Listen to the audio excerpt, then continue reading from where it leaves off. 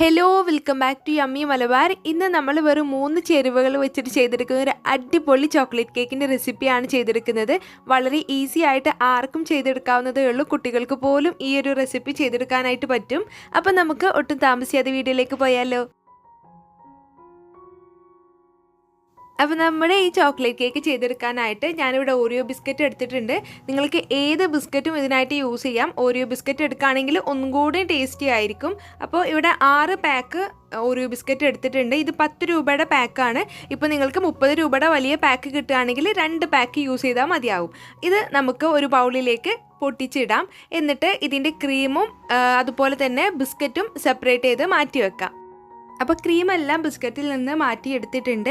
ഇനി നമുക്ക് നമ്മൾ ഈ മാറ്റി വെച്ച ബിസ്ക്കറ്റ് കൈ വെച്ചിട്ട് ഒന്ന് പൊട്ടിച്ചെടുക്കാം. ഇപ്പോൾ കൈ വെച്ചിട്ടല്ലാന്നുണ്ടെങ്കിൽ മിക്സിയിൽ വെച്ചിട്ട് ഒന്ന് ക്രഷ് ചെയ്തെടുത്താൽ മതി. അതൊക്കെ നിങ്ങളുടെ ഇഷ്ടം പോലെ ചെയ്തെടുക്കുക. ചെറിയ പീസാക്കിയിട്ട് ഒന്ന് കട്ട് ചെയ്തെടുക്കാനായിട്ട് ശ്രദ്ധിക്കുക.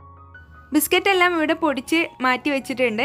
ഇനി നമുക്കിതിലേക്ക് 1 കപ്പ് അളവിൽ ചൂടുള്ള പാല് ചേർത്ത് കൊടുക്കാം. അപ്പോൾ ചൂടുള്ള പാല് ചേർത്ത് കൊടുക്കുന്നതിൻ്റെ പേരിൽ നമുക്ക് പെട്ടെന്ന് തന്നെ ബിസ്ക്കറ്റ് മിക്സ് ആയിട്ട് കിട്ടും. ഇനിയിപ്പോൾ നിങ്ങൾക്ക് ഇതിനേക്കാളും ഈസി ആയിട്ട് മിക്സ് ആയിട്ട് കിട്ടണമെങ്കിൽ നമ്മളിപ്പോൾ കൈ വെച്ച് പൊട്ടിച്ചെടുത്തില്ലേ, അതിന് പകരം നിങ്ങൾ മിക്സിയുടെ ജാറിലിട്ടിട്ട് നമ്മുടെ ബിസ്ക്കറ്റ് ഒന്ന് ക്രഷ് ചെയ്തെടുത്താൽ മതി. അപ്പോൾ ആദ്യം ഞാൻ ഒരു 1/2 കപ്പ് അളവിൽ പാല് ചേർത്ത് കൊടുത്തിട്ട് ജസ്റ്റ് ഒന്ന് മിക്സ് ചെയ്തെടുത്തിട്ടുണ്ട്. ശേഷം അടുത്ത ഭാഗം പാല് ചേർത്ത് കൊടുക്കുക, മിക്സ് ചെയ്തെടുക്കുക. അങ്ങനെ നമുക്ക് നല്ല സ്മൂത്ത് ആയിട്ടുള്ളൊരു ബാറ്റർ ചെയ്തെടുക്കണം.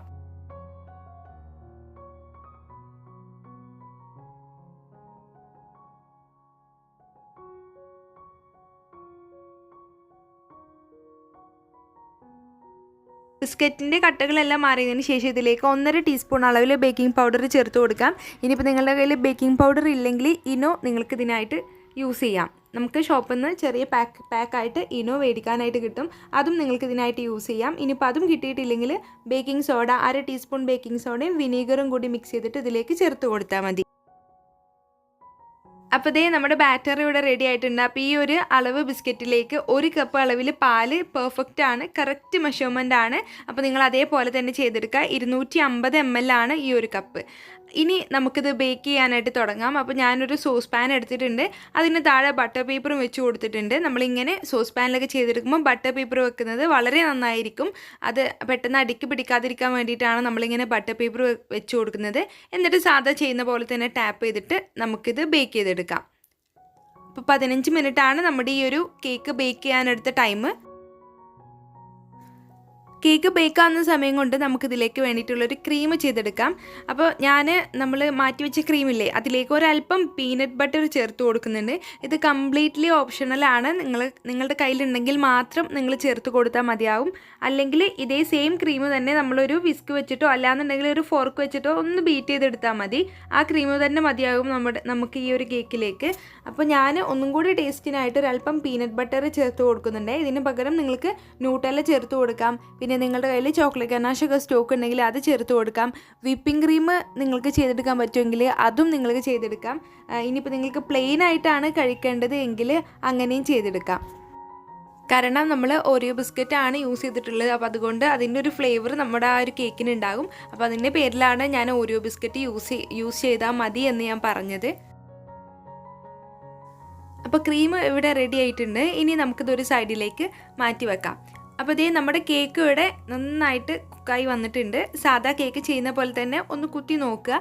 അപ്പോൾ അത് ക്ലീൻ ആയിട്ടാണ് വരുന്നതെങ്കിൽ അത് കുക്കായി എന്നാണ് അർത്ഥം. അപ്പോൾ കണ്ടില്ലേ എത്ര സോഫ്റ്റ് ആയിട്ടാണ് നമുക്ക് കിട്ടിയിരിക്കുന്നത്. അപ്പോൾ അതിൻ്റെ മുകളിൽ ഇങ്ങനെ ബബിൾസ് പോലെ ഉണ്ടാകുന്നത് നമ്മൾ ശരിക്ക് പോലെ ടാപ്പ് ചെയ്ത് കൊടുക്കുക. അതിൻ്റെ പേരിലാണ്. അപ്പോൾ നന്നായിട്ട് ടാപ്പ് ചെയ്ത് കൊടുക്കാനായിട്ട് ശ്രദ്ധിക്കുക. എന്നാലാണ് അതിലുള്ള എയർ ബബിൾസൊക്കെ അങ്ങ് റിലീസായിട്ട് പോവുള്ളൂ.